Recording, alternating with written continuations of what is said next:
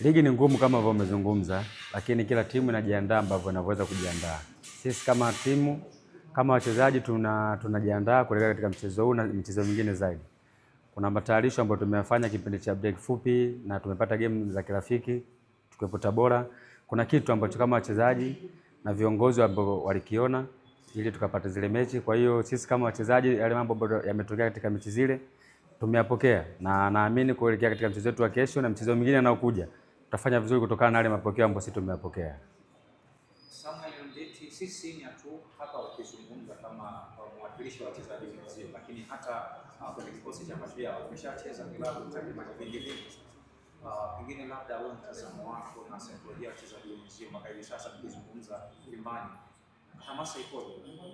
Hamasa ni kubwa, na sisi kama wachezaji sisi tunacheza mechi siku 2 ama siku 3 kabla ya mechi, na maana siku ya kesho ni kwenda kumaliza kile kitu ambacho tumekifanya kwenye uwanja wa mazoezi. Kwa hiyo naamini kutokana na kile kitu ambacho walimu wanatufundisha, hamasa ya wachezaji wetu tulikopo nayo, kila mchezaji upo tayari katika mchezo wa kesho.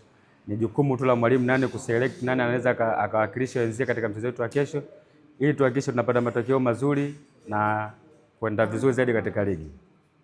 Mwakilishi wa wachezaji wenzio, pengine labda kuelekea mchezo wa siku ya kesho mmepata wafuasi wengi zaidi game dhidi ya Azam, unazungumza nini kualika mashabiki wana mapigo na moyo?